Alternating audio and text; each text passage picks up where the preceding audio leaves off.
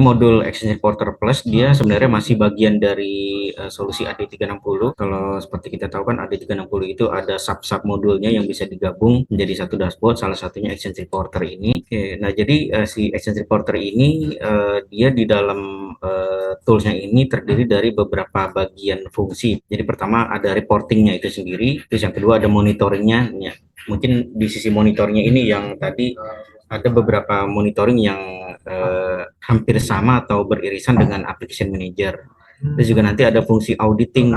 Jadi auditing kalau kita tahu kan ada AD audit juga. Nah ini khusus untuk yang berhubungan dengan exchange, perubahan-perubahan. Ini ada juga nanti auditingnya di Exchange Reporter. Dan saat ini juga sudah support untuk exchange-nya yang on-premise, yang cloud ataupun yang Skype gitu ya. Nah tadi berkaitan sama reportnya, reportnya udah disediain banyak gitu ya, di dalamnya ada template-templatenya, report yang berhubungan dengan mailbox, terus public folder, terus aktivitas kalau kita buka OA gitu, login ke OA, terus aktivitas Outlook kita kalau lagi nge-sync itu nanti ketangkep, nanti bisa kita keluarin reportnya gitu ya. Nanti reportnya sebenarnya hampir mirip seperti AD audit ataupun pada saat kita generate report di management yang lain itu bisa kita simpan ke Excel atau ke PDF ataupun ada grafik juga. Ya, jadi ini beberapa nanti yang bisa kita ambil atau bisa kita dapatkan informasi di dalam Exchange Reporter, report-reportnya gitu ya. Pertama ada email traffic report. Jadi salah satu contoh gampangnya misalkan kita mau tahu berapa banyak sih email yang terkirim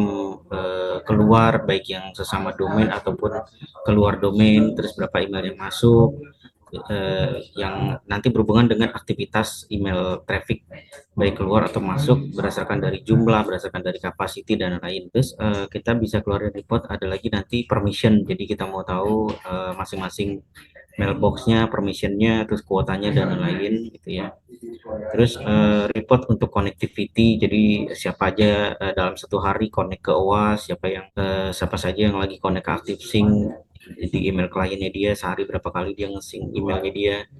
Terus koneksi EWS, IMAP, POP3, jadi ini juga nanti kelihatan kalau misalkan ada aplikasi dia pakai IMAP atau pakai POP3 untuk connect, nanti bisa kelihatan juga.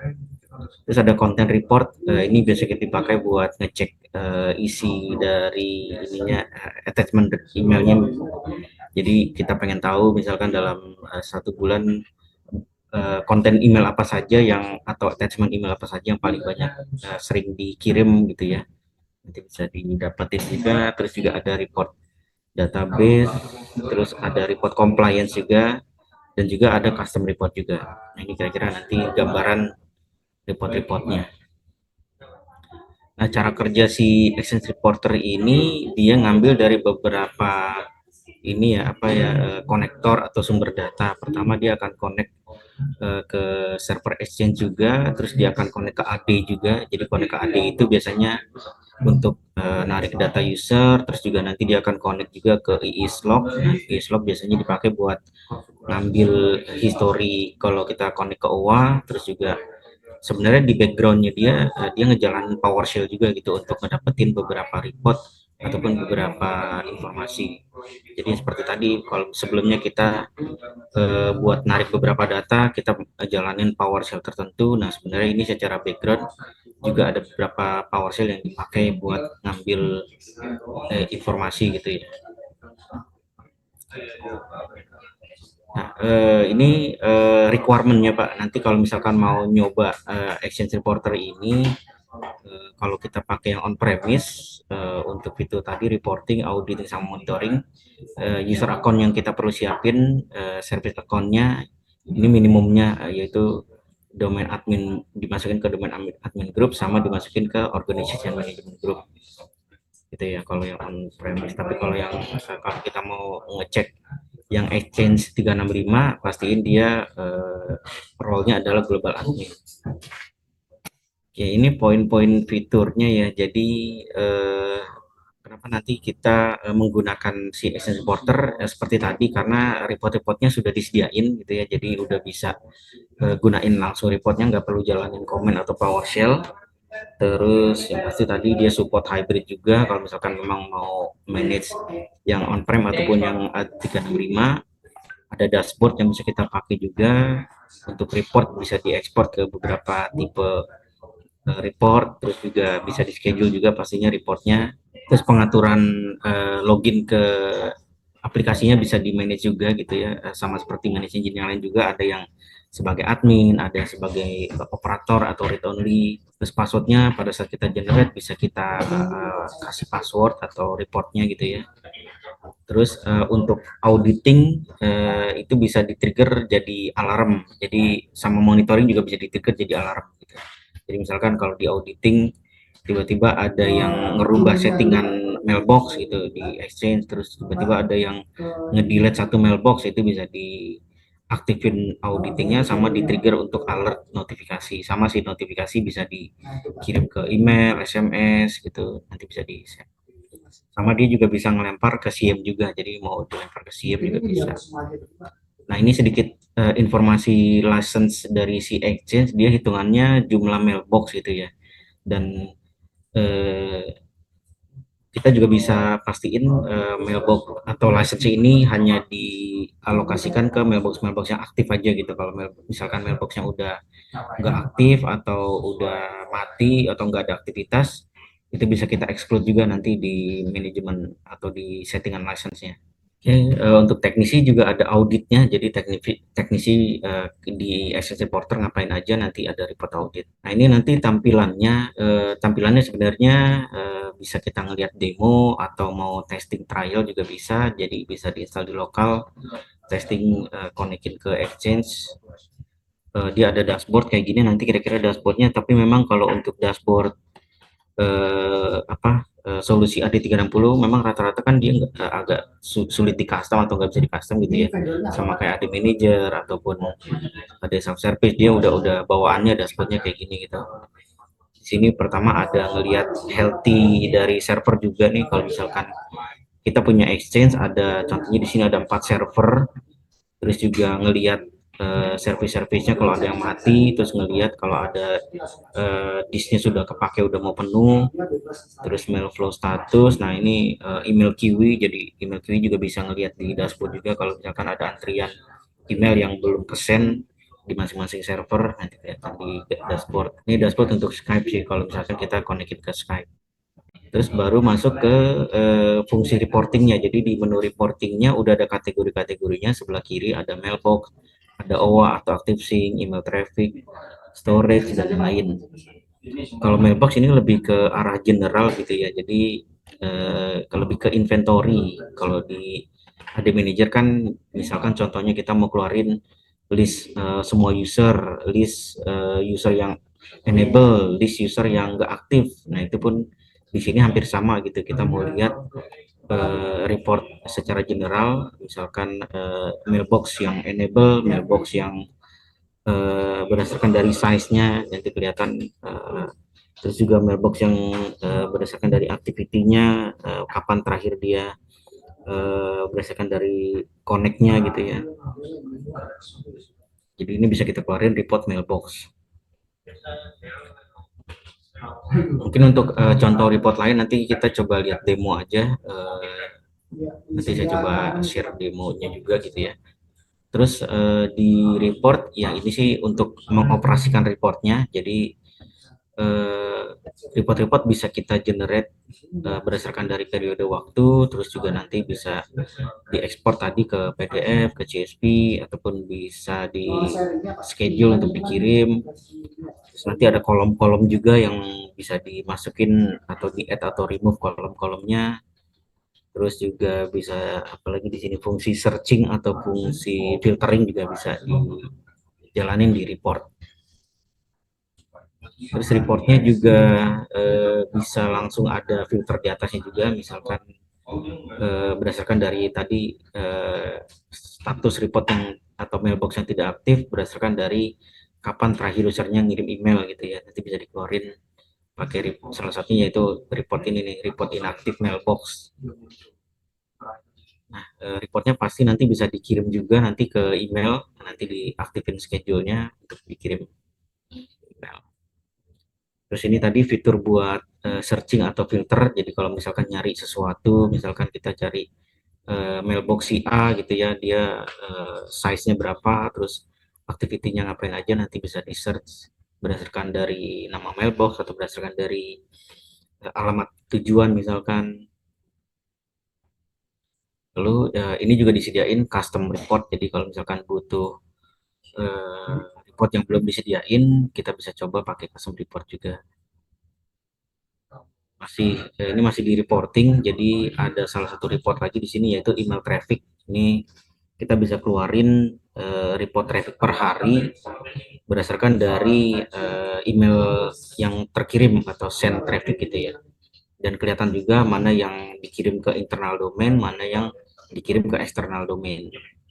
Jadi ini bisa kelihatan pakai report send traffic by size. Ini jadi kelihatan berdasarkan dari size atau kapasitas. Ada yang berdasarkan dari count-nya atau jumlah juga bisa.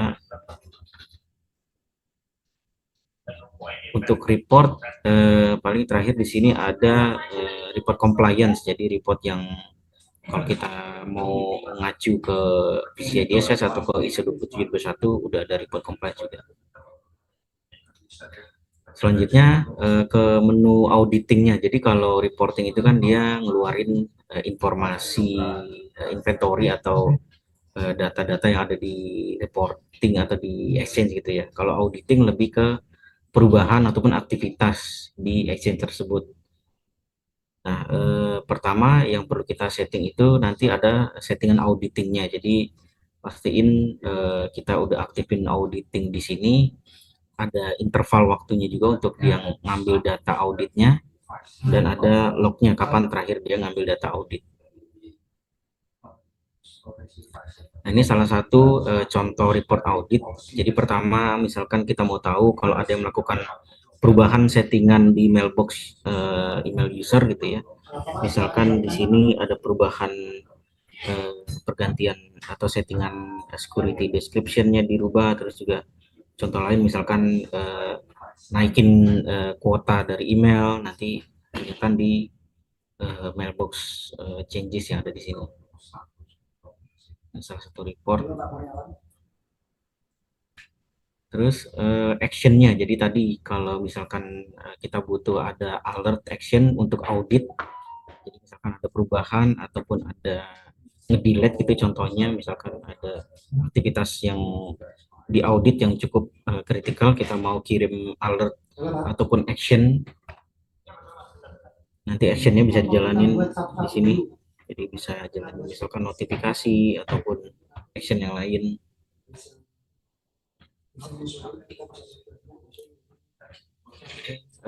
Terus dari sisi auditnya bisa melakukan custom juga. Jadi kalau kita butuh report yang berhubungan dengan audit mau di custom juga nanti bisa kelihatan juga di sini. Salah satunya itu tadi contoh misalkan kita mau ngelihat report perubahan email kuota dari mailbox dari sebelumnya berapa giga kuotanya dia dirubah jadi berapa giga. Oke, audit. Nah, karena dia audit itu dia nyimpen data sama kayak AD audit juga gitu ya. Makanya dia ada pengaturan berapa lama kita nyimpen history auditnya. Jadi ini nanti akan berhubungan dengan penyimpanan storage juga. Berapa lama kita nyimpen data audit, nanti akan semakin besar dia semakin butuh storage atau size yang lumayan besar. Ini masih di auditing tadi, jadi audit yang tadi kita udah tangkap perubahan-perubahannya bisa di-trigger jadi alert juga notifikasi. Tinggal dibikin settingan alert profilnya aja, lalu diaktifin mau dikirim notifikasi. Nah, baru ini fungsi yang ketiganya yaitu untuk monitoring dari si exchange. Nah, jadi sebenarnya beberapa fungsi monitoring di sini ada beberapa poin yang mungkin ada juga disediain di application manager, tapi memang ada juga yang mungkin di sini bisa lebih lengkap gitu ya, bisa kita coba lihat nanti. Ini udah ada kategori-kategorinya. Kalau kita buka menu monitoring, ada overview-nya. Jadi overview itu untuk melihat summary secara garis besarnya, misalkan status servernya, apakah dia normal semua gitu ya, terus database atau storage sampai ke level ini juga apa CPU memorinya juga bisa kelihatan nanti di sini. Nah, Untuk yang monitoring DAG-nya juga sudah ada kategori khusus, sebelah kiri ada DAG monitoring, monitoring di level servernya itu sendiri, mungkin di apa kayak tadi CPU, memori itu yang berhubungan dengan servernya itu sendiri. Terus ada juga kategori khusus untuk monitoring database untuk mengecek connectivity, misalkan servernya ada koneksi uh, IMAP atau POP3, ataupun kalau kita mau ngelihat proses backup database ataupun proses search time, terus juga fitur-fitur lain juga nanti ada di situ.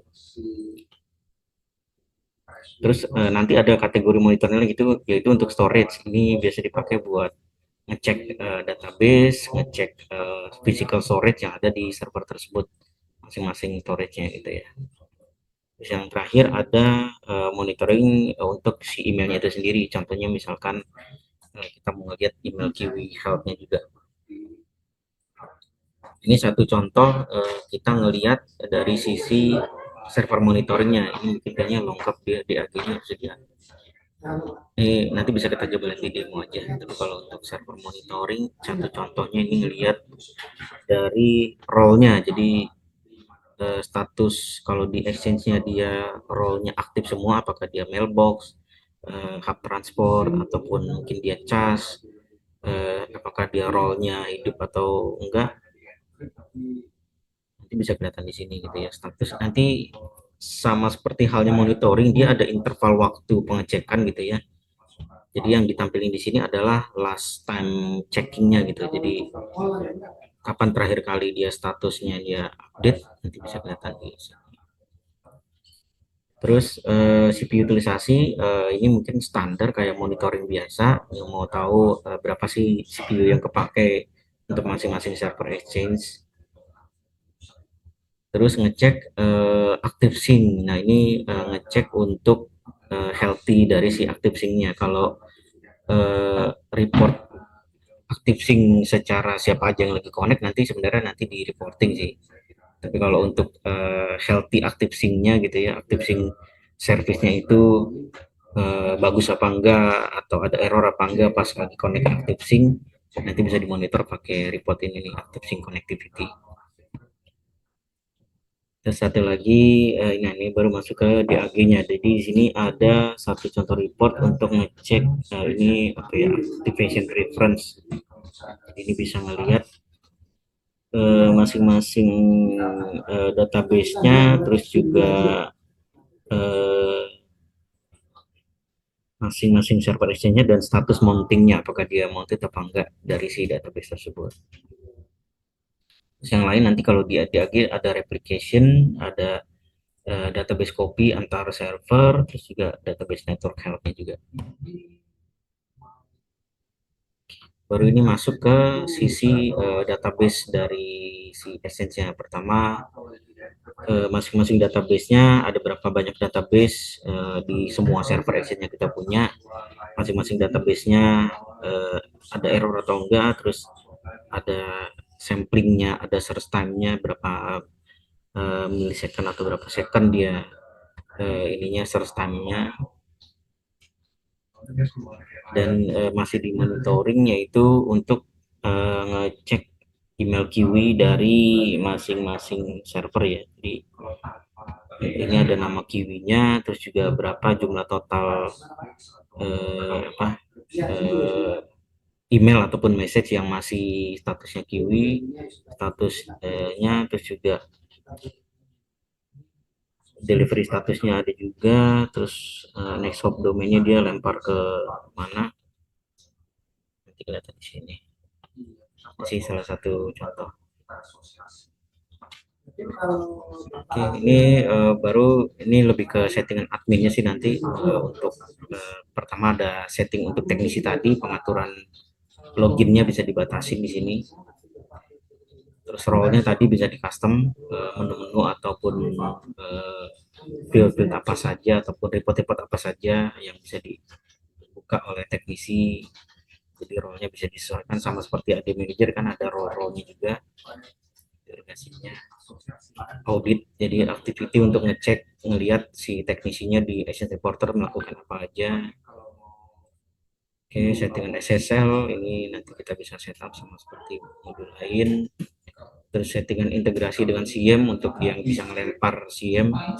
Biasanya nanti dari audit dia bisa melempar SIEM-nya, akan ada aktiviti perubahan, biasa SIEM.